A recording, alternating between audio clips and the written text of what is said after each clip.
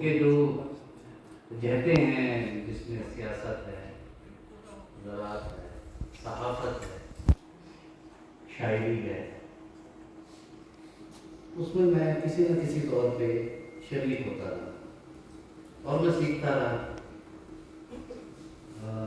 آپ نے کہا کہ وہ اتنا بڑا پیڑ ہے کہ، تو میری خوش قسمتی ہے کہ اس پیڑ نے مجھے چھاؤں بھی دی اور دھوپ بھی دی۔ باقی بھی بہن بھائی ہیں، میرے بھائی ہیں نظم بھائی، وہ بہن سے تعلق ہے، تاشرین تابش ہیں، وہ انجینئر ہیں، صادقین تابش ہیں، وہ مبلغ میں کام کرتے ہیں۔ اصل میں تو ان کے اندر یہ شاعری کا اور گلوکاری کا اور فنون لطیفہ ان کے اندر بڑا یہ کرنٹ تھا۔ میں تو ابو کے ساتھ جو سیکھنے کا عمل تھا وہ غیر ارادی طور پہ تھا، کوئی ابو نے سکھایا نہیں۔ ابو نے کہا کہ بھائی کبھی نہیں کہا کہ تم نے ڈاکٹر بننا ہے، انجینئر بننا ہے، بس انہوں نے کہا ہے کہ ایک اچھا انسان بننا ہے، جھوٹ نہیں بولنا اور اپنی راہیں خود تلاش کرنی ہے، جیسے میں نے تلاش کی۔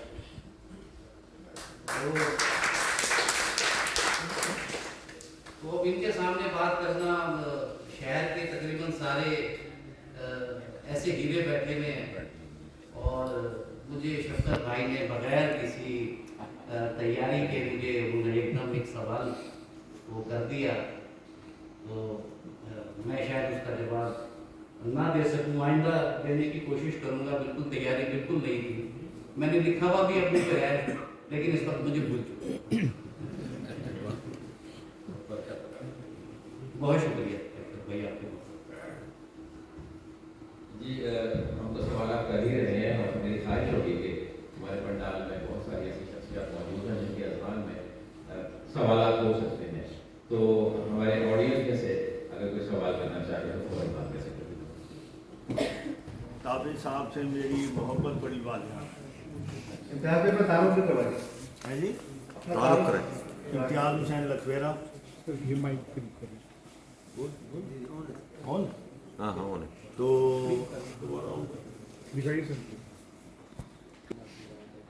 میٹرک کیا،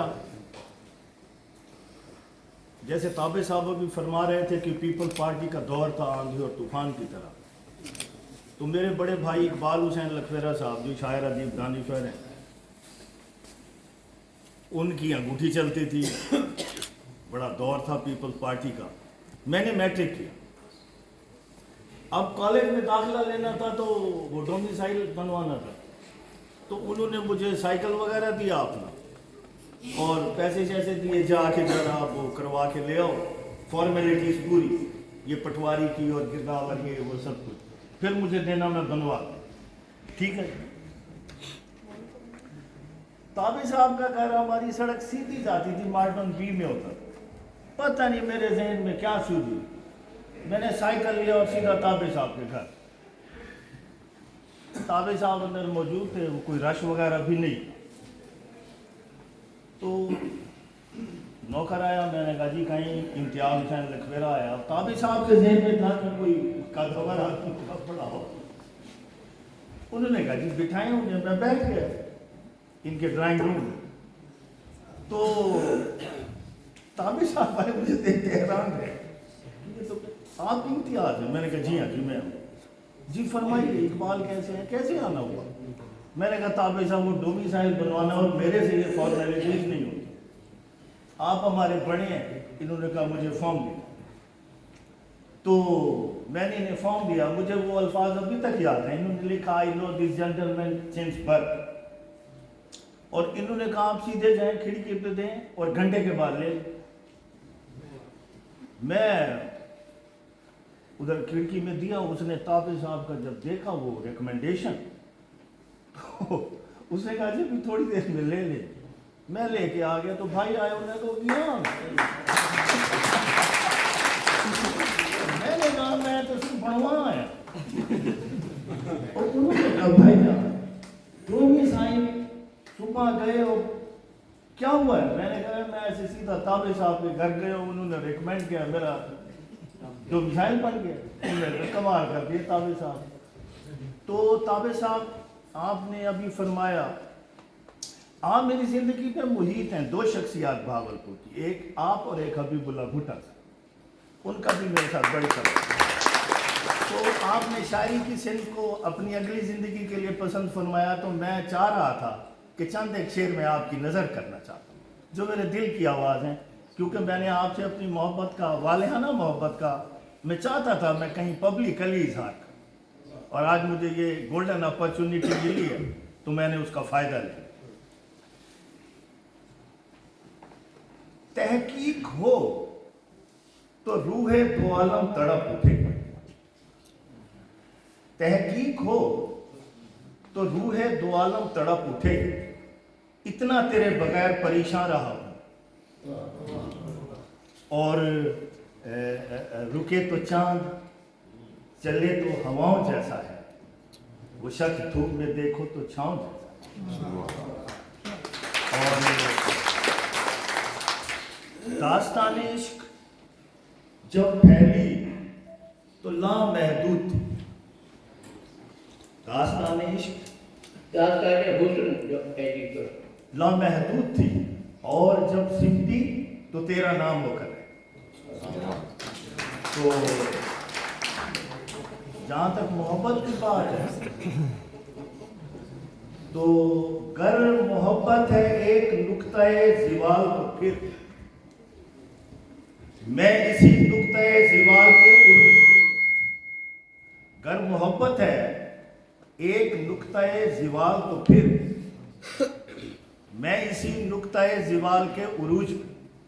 अल्लाह ताला आपको सलामत रखें, तेरे लबों पे तबस्सुम की धूप फैली रहे, मेरी खुशी है इसी में कि तू उदास ना हो। अऊज़ु बिल्लाहि मिनश शैतानिर रजीम, बिस्मिल्लाहिर रहमानिर रहीम।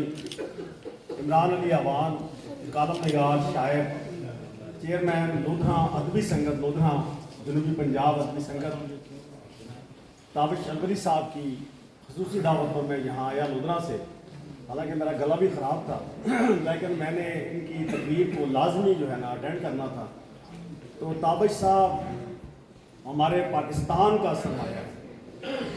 आप यकीन करें कि मैं पाकिस्तान भर में गया, ज़िला हरीपुर से मेरा ताल्लुक़ है शुरू से, कतील शिफाई साहब भी मेरे शहर से उनका ताल्लुक़ था।